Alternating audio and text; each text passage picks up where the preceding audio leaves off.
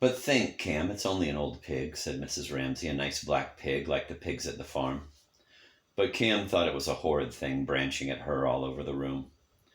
"Well then," said Mrs. Ramsay, "we will cover it up," and they all watched her go to the chest of drawers and open the little drawers quickly one after another, and not seeing anything that would do, she quickly took her own shawl off and wound it round the skull, round and round and round, and then she came back to Cam and laid her head almost flat on the pillow beside Cam's, and said how lovely it looked now, how the fairies would love it. It was like a bird's nest. It was like a beautiful mountain, such as she had seen abroad, with valleys and flowers and bells ringing and birds singing and little goats and antelopes, and she could see the words echoing as she spoke them rhythmically in Cam's mind.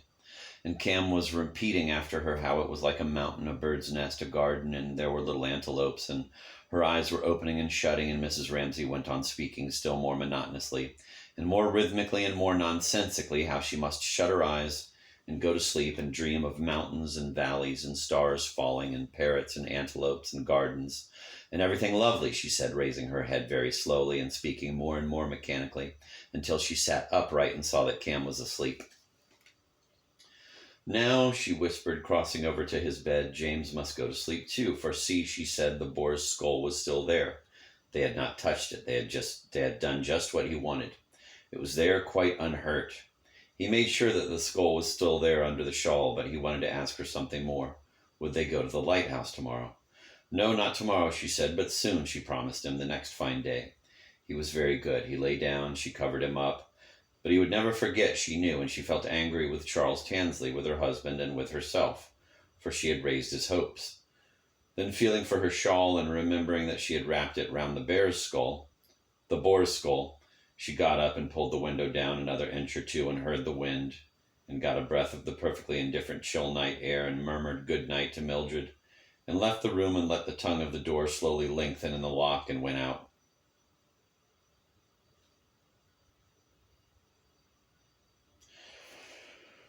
She hoped he would not bang his books on the floor above their heads, she thought, still thinking how annoying Charles Tansley was, for neither of them slept well. They were excitable children, and since he said things like that about the lighthouse, it seemed to her likely that he would knock a pile of books over just as they were going to sleep, clumsily sweeping them off the table with his elbow, for she supposed that he had gone upstairs to work. Yet he looked so desolate, yet she would feel relieved when he went, yet she would see that he was better treated tomorrow. Yet he was admirable with her husband, yet his manners certainly wanted improving, yet she liked his laugh, thinking this. As she came downstairs, she noticed that she could now see the moon itself through the staircase window, the yellow harvest moon, and turned, and they saw her standing above them on the stairs. That's my mother, thought Prue. Yes, Minta should look at her. Paul Rayleigh should look at her. That is the thing itself, she felt, as if there were only one person like that in the world. Her mother, and from having been quite grown up a moment before, talking with the others, she became a child again. And what they had been doing was a game, and would her mother sanction their game or condemn it, she wondered, and thinking what a chance it was for Minta and Paul and Lily to see her, and feeling what an extraordinary stroke of fortune it was for her to have her, and how she would never grow up and never leave home, she said, like a child. We thought of going down to the beach to watch the waves. Instantly, for no reason at all, Mrs. Ramsay became like a girl of 20, full of gaiety. A mood of revelry suddenly took possession of her. Of course they must go, of course they must go, she cried, laughing. And running down the last 3 or 4 steps quickly, she began turning from one to the other and laughing and drawing Minta's wrap round her, and saying she only wished she could come too, and would they be very late, and had any of them got a watch? Yes, Paul has, said Minta. Paul slipped a beautiful gold watch out of a little wash leather case to show her, and as he held it in the palm of his hand before her, he felt, she knows all about it, I need not say anything. He was saying to her as he showed her the watch, I've done it, Mrs. Ramsay, I owe it all to you. And seeing the gold watch lying in his hand, Mrs. Ramsay felt how extraordinarily lucky Minta is. She is marrying a man who has a gold watch and a wash leather bag. How I wish I could come with you, she cried, but she was withheld by something so strong that she never even thought of asking herself what it was. Of course it was impossible for her to go with them, but she would have liked to go had it not been for the other thing, and tickled by the absurdity of her thought. How lucky to marry a man with a wash leather bag for his watch. She went with a smile on her lips into the other room, where her husband sat reading. Of course, she said to herself, coming into the room, she had to come here to get something she wanted. First, she wanted to sit down in a particular chair under a particular lamp, but she wanted something more, though she did not know, could not think what it was that she wanted. She looked at her husband, taking up her stocking and beginning to knit, and saw that he did not want to be interrupted. That was clear. He was reading something that moved him very much. He was half smiling, and then she knew he was controlling his emotion. He was tossing the pages over. He was acting it. Perhaps he was thinking himself the person in the book. She wondered what book it was. Oh, it was one of old Sir Walter's, she saw. The shade of her lamp so that the light fell on her knitting. Adjusting the shade of her lamp so that the light fell on her knitting.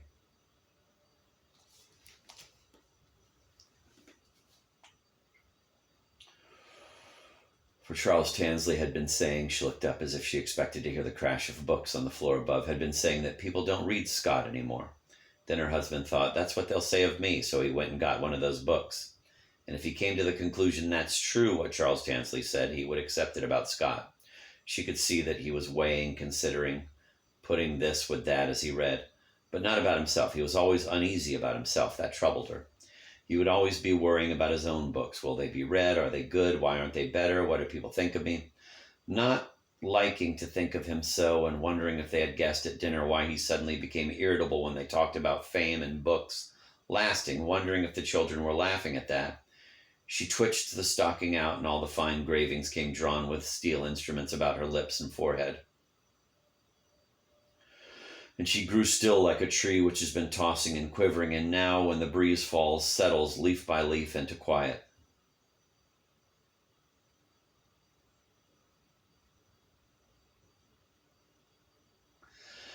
It didn't matter, any of it, she thought. A great man, a great book, fame, who could tell? She knew nothing about it, but it was his way with him, his truthfulness. For instance, at dinner he had been thinking quite instinctively, if he would speak. She had complete trust in him, and dismissing all this as one passes in diving, now a weed, now a straw, now a bubble, she felt again sinking deeper as she had felt in the hall when the others were talking. There's something I want, something I have come to get. And she fell deeper and deeper without knowing quite what it was. With her eyes closed, and she waited a little, knitting, wondering, and slowly, those words they had said at dinner, the China rose is all abloom and buzzing with the honeybee, began washing from side to side of her mind rhythmically. And as they washed, words like little shaded lights, one red, one blue, one yellow, lit up in the dark of her mind and seemed leaving their perches up there to fly across and across, or to cry out and to be echoed. So she turned and felt on the table beside her for a book. And all the lives we ever lived, and all the lives to be, are full of trees and changing leaves. She murmured, sticking her needles into the stocking, and she opened the book and began reading here and there at random. And as she did so, she felt that she was climbing backwards, upwards, shoving her way up under petals that curved over her, so that she only knew this is white or this is red. She did not know at first what the words meant at all. Steer, hither steer your winged pines, all beaten mariners. She read and turned the page, swinging herself, zigzagging this way and that, from one line to another, as from one branch to another, from one red and white flower to another, until a little sound roused her, her husband slapping his thighs. Their eyes met for a second, but they did not want to speak to each other. They had nothing to say, but something seemed nevertheless to go from him to her. It was the life, it was the power of it, it was the tremendous humor she knew that made him slap his thighs. Don't interrupt me, he seemed to be saying. Don't say anything, just sit there. And he went on reading. His lips twitched. It filled him. It fortified him. He clean forgot all the little rubs and digs of the evening, and how it bored him unutterably to sit still while people ate and drank interminably. And his being so irritable with his wife, and so touchy and minding when they passed his books over, as if they didn't exist at all. But now he felt it didn't matter a damn who reached Z, if thought ran like an alphabet from A to Z. Somebody would reach it, if not he, then another. This man's strength and sanity, his feeling for straightforward, simple things, these fishermen, the poor old crazed creature in Mucklebacket's cottage made him feel so vigorous, so relieved of something that he felt roused and triumphant and could not choke back his tears. Raising the book a little to hide his face, he let them fall and shook his head from side to side and forgot himself completely, but not one or 2 reflections about morality in French novels and English novels and Scott's hands being tied, but his view perhaps being as true as the other view.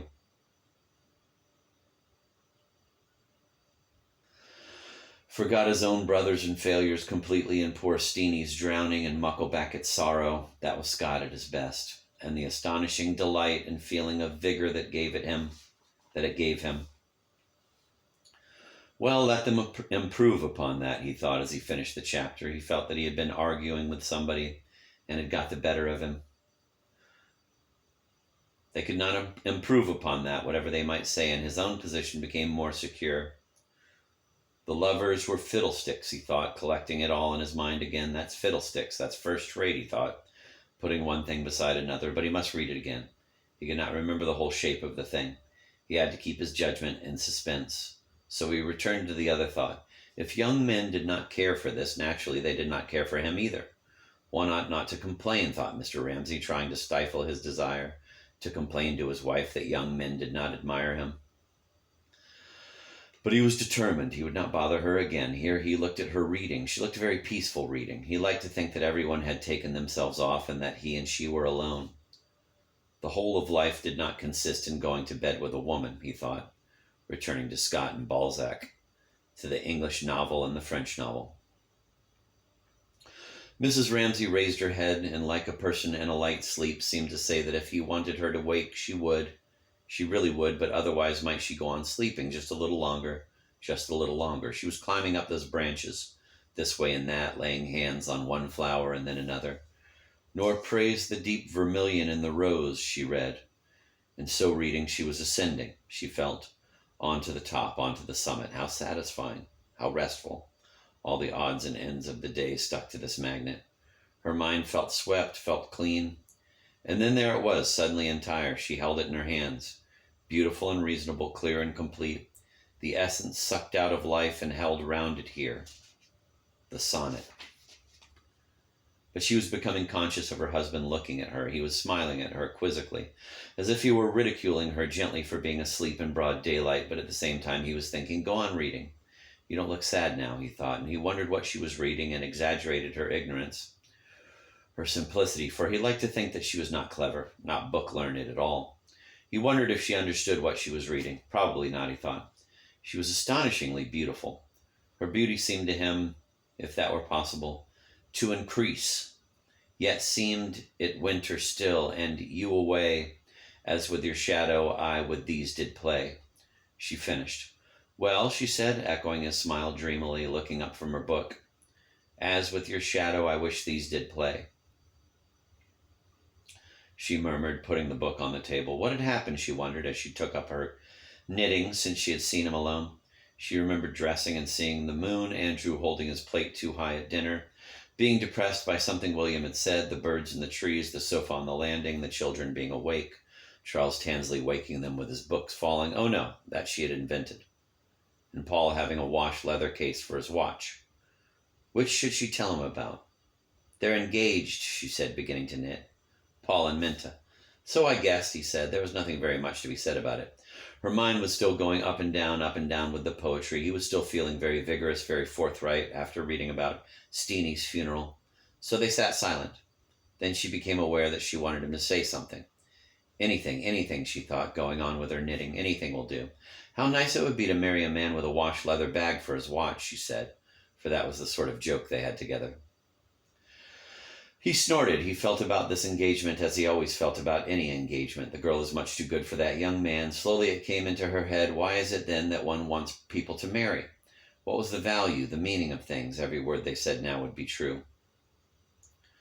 Do say something, she thought, wishing only to hear his voice. For the shadow, the thing folding them in, was beginning, she felt, to close round her again. Say anything, she begged, looking at him as if for help. He was silent, swinging the compass on his watch chain to and fro and thinking of Scott's novels and Balzac's novels, but through the crepuscular walls of their intimacy, for they were drawing together involuntarily, coming side by side quite close, she could feel his mind like a raised hand shadowing her mind. And he was beginning, now that her thoughts took a turn he disliked towards this pessimism, as he called it, to fidget, though he said nothing, raising his hand to his forehead, twisting a lock of hair, letting it fall again. "You won't finish that stocking tonight," he said, pointing to her stocking. That was what she wanted, the asperity in his voice reproving her. If he says it's wrong to be pessimistic, probably it is wrong, she thought. The marriage will turn out all right. "No," she said, flattening the stocking out upon her knee. "I shan't finish it." And what then? For she felt that he was still looking at her, but that his look had changed. He wanted something. Wanted the thing she always found it so difficult to give him. Wanted her to tell him that she loved him, and that, no, she could not do. He found talking so much easier than she did. He could say things she never could. So naturally it was always he that said the things, and then for some reason he would mind this suddenly and would reproach her. A heartless woman, he called her. She never told him that she loved him, but it was not so, it was not so. It was only that she never could say what she felt. Was there no crumb on his coat? Nothing she could do for him? Getting up, she stood at the window with the reddish-brown stocking in her hands, partly to turn away from him, partly because she remembered how beautiful it often is, the sea at night. But she knew that he had turned his head as she turned. He was watching her. She knew that he was thinking. "You are more beautiful than ever." And she felt herself very beautiful. "Will you not tell me just for once that you love me?" He was thinking that, for he was roused, what with Minta and his book, and it being the end of the day, and their having quarreled about going to the Lighthouse. But she could not do it. She could not say it. Then, knowing that he was watching her, instead of saying anything, she turned, holding her stocking and looking at him. And as she looked at him, she began to smile. For though she had not said a word, he knew, of course, he knew, that she loved him. He could not deny it. And smiling, she looked out of the window and said, thinking to herself, nothing on earth can equal this happiness. "Yes, you are right. It's going to be wet tomorrow. You won't be able to go." And she looked at him, smiling. For she had triumphed again. She had not said it, yet he knew.